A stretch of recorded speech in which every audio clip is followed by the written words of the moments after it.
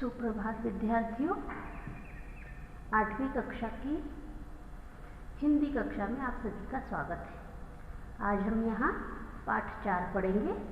पाठ 4 का नाम है बालकनी। यह एक रेखा चित्र है। रेखा चित्र गद्य की विधा होती है। गद्य की अनेक विधा हैं, जैसे कहानी, एकांकी, नाटक, संस्मरण, यात्रा वर्णन। उसी तरह एक और विधा है रेखा चित्र, डायरी आदि। तो ये जो पाठ है रेखा चित्र विधा में लिखा हुआ है। रेखा चित्र लिखने की एक ऐसी शैली होती है जिसमें जब लेखक कोई अपना लेख या कहानी लिखता है तो उसमें जिस भी व्यक्ति वस्तु के बारे में लिखा जाता है उसका चित्र उभर कर सामने आता है, इसलिए हम इसे रेखा चित्र कहते हैं। बालकनी रेखा चित्र जो है विधा, गद्य की विधा, उसके लेखक हैं असगर वजाहत। असगर वजाहत जी को पशु पक्षियों के बारे में सूक्ष्म निरीक्षण का अनुभव है और वो उनके बारे में बहुत लिख चुके हैं इससे पहले भी, है ना। तो पशु पक्षियों के प्रति उनकी कुछ संवेदनाएं हैं जो अपने लेख के माध्यम से वो यहाँ बता रहे हैं। आइए अब हम अपने पाठ पर आते हैं। आपके पाठ का नाम है बालकनी।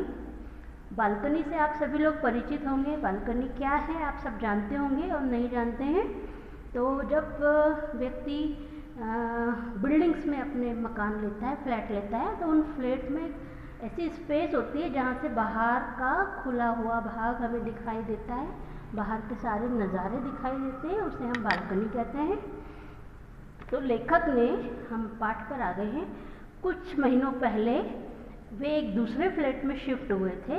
तो यह फ्लैट उनका दूसरी मंजिल पर था, ठीक है।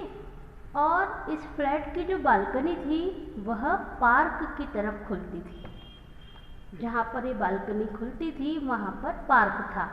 अब पार्क था तो पार्क में बहुत सारे पेड़ पौधे भी थे। उन पेड़ पौधों में कुछ पेड़ ऐसे भी थे जिसकी शाखाएं लेखक की बालकनी की तरफ आती थी। तो लेखक अक्सर अपना खाली वक्त उस बालकनी में जाकर बैठते थे, क्योंकि वो एक लेखक थे। तो वहाँ पर जितने भी पंछी थे, गिलहरियाँ थी, है ना, उनको वो देखा करते थे, उनका वो सूक्ष्म निरीक्षण किया करते थे। वो जिस कॉलोनी में रहते थे वहाँ पर जैसे ऊंचे ऊंचे पेड़ तो थे ही थे, पंछियों की ज़िंदगी, गिलहरियों की ज़िंदगी तो देखते ही थे, लेकिन वहाँ पर कभी कभी बंदरों की टोली भी आ जाती थी। जब बंदर आते थे तो सब दूर उस पेड़ पर काफ़ी शोर मच जाता था। पेड़ पर जो रहने वाले पंछी थे वो बहुत चिल्लाते थे बंदरों को देखकर, और लेखक उन बंदरों को देखकर ये समझने की कोशिश करते थे कि ये बंदर यहाँ क्यों आ गए हैं, क्या इनका कोई घर नहीं है? अगर इनका घर है तो उनको वहाँ से किसने निकाल दिया? वैसे बंदरों का जीवन बहुत कठिन था। पक्षी है, चिड़िया है, वो तो पेड़ पर रहते हैं, किसी को डिस्टर्ब नहीं करते हैं, लेकिन बंदर जब आते हैं तो बंदर घरों में रहने वाले लोगों को डिस्टर्ब करते हैं, परेशान करते हैं। तो अक्सर उन बंदरों को कोई भी डंडा लेकर ऐसे खदेड़ दिया करता था। अब जब कोई खदेड़ता था तो बंदर इधर उधर भागते थे, और कई बंदरियाँ जो बंदर थे वो गुस्से में खुखियाते थे। देखिए, चिड़िया जब बोलती है तो उसे चहचहाना कहते हैं, और बंदर जब उसके बोलने की आवाज़ जो खो खो करके बोलता है उसे खुखियाना कहते हैं। तो बंदरियाँ खुखियाती थी। एक बार सर्दियों के मौसम में रात्रि के समय लेखक सोए हुए हैं और अचानक उन्हें बालकनी में कुछ खड़खड़ खड़खड़ की आवाज़ आती है। उस रात्रि को हल्की हल्की बारिश भी हो रही थी। तो लेखक क्या करते हैं, बालकनी में जाकर देखते हैं। जैसे ही वो बालकनी का दरवाज़ा खोलते हैं तो वो देखते हैं एक बंदरिया अपने बच्चे को साथ में लिए हो, बच्चे को ऐसे चिपकाए, अपने शरीर से चिपकाए हुए वहाँ पर थी। और जैसे ही लेखक दरवाज़ा खोलते हैं तो वो बंदरिया उछलकर बालकनी में से पेड़ पर चली जाती है, और उसे यह एहसास होता है कि शायद उसने कुछ अपराध किया है, इसलिए वो जाती है और जाकर कहाँ चली जाती है, वो बालकनी से बाहर पेड़ पर वापस चली जाती है। और क्योंकि उस समय बारिश हो रही थी और वो बारिश में भीगने लगती है।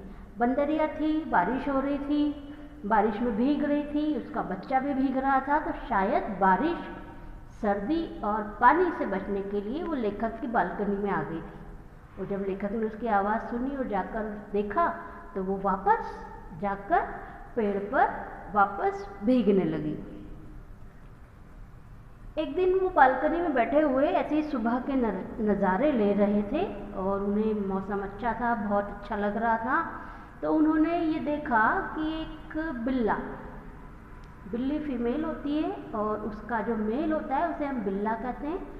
तो एक बिल्ला जो है पेड़ पर धीरे धीरे चढ़ने की कोशिश कर रहा है। ठीक है, उसकी चमकीली आँखें उन्हें स्पष्ट दिखाई दे रही है कि वो उस क्या देख रहा है। उस पेड़ के ऊपर जो गौरैया के घोंसले बने हुए हैं, वो उन घोंसलों को, घोंसले में जो अंडे हैं उन अंडे को पाना चाहता है। तो धीरे धीरे वो पेड़ पर चढ़ रहा है। उसका पूरा जो प्रयास यह था कि वो बिना किसी आवाज़ के उन घोंसलों तक पहुंच जाए और उन चिड़ियों के अंडे खा जाए। लेखक ने चाहते तो उस बिल्ले को रोक लेते थे। लेखक देख रहे थे बिल्ले को ऐसा करते हुए और वो चाहते तो बिल्ले को भगाते, तो जोर से जब वो आवाज़ से उसे भगाते तो वो भाग जाता, उस बिल्ले को वो भगा सकते थे। लेकिन क्योंकि वो लेखक थे और उन्होंने चाहकर भी उन्होंने ऐसा काम नहीं किया, बिल्ले को नहीं भगाया, क्योंकि वो लेखक थे तो उन्हें कुछ ना कुछ कहानी मिलती, इसलिए वो भी देखना चाहते थे कि बिल्ला क्या करता है। बिल्ला बहुत धीरे धीरे होशियारी से पेड़ पर चढ़ रहा है। वो चाहता है कि वो इतने धीमे से जाए कि किसी को एहसास तक न हो कि वो पेड़ पर चढ़ रहा है। लेकिन पेड़ पर चढ़ते हुए उसे कुछ चिड़ियाँ देख लेती हैं और जैसे चिड़ियाँ बिल्ले को देखती हैं तो ची ची ची ची की आवाज़ करने लगती हैं। ची ची की आवाज़ से क्या होगा? क्या बिल्ला रुक जाएगा? बिल्ला नहीं रुका, वह धीरे धीरे चढ़ता गया। जब चिड़ियों की आवाज़ सुनी दूसरी चिड़ियों ने, तो जहाँ वो 3-4 चिड़िया थी अब वो 10-12 चिड़िया हो गई और वो पूरे बिल्ले के ऊपर जोर जोर से घूमने लगी, अपने पंख फड़फड़ा के और ची ची ची ची ची की आवाज़ लगातार करने लगी, है ना। उन्हें एहसास था कि शायद बिल्ला पेड़ पर चढ़ जाएगा और चिड़िए के अंडों को खा लेगा, लेकिन ऐसा नहीं होता है। तभी अचानक बिल्ला उस आवाज़ से रुक जाता है और उसके चेहरे पर ऐसे भाव आते हैं कि मानो वो कोई अपराध कर रहा हो, और बिल्ला धीरे से वापस नीचे उतरता है और चला जाता है। अब बिल्ला तो चला जाता है, लेखक ये विचार करते हैं कि शायद पशुओं में भी संवेदनाएं होती होंगी, इसलिए तो बिल्ले ने अपराध बोध समझकर और वो चला गया।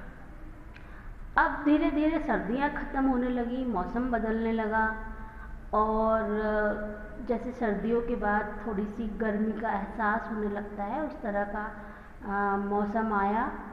तो ये जो परिवर्तन हुआ, तो इसके लिए हम अब जो लेखक क्या आगे ऑब्जर्व करते हैं, ये अवलोकन हम अगले वीडियो में देखेंगे। क्योंकि समय की थोड़ी सी बंदिशें हैं, इसलिए हम ये वाला वीडियो यहीं समाप्त करते हैं। अगले वीडियो में हम आपको बताएंगे कि लेखक आगे क्या ऑब्जर्व करते हैं। धन्यवाद, आज के लिए इतना ही। Thank you so much.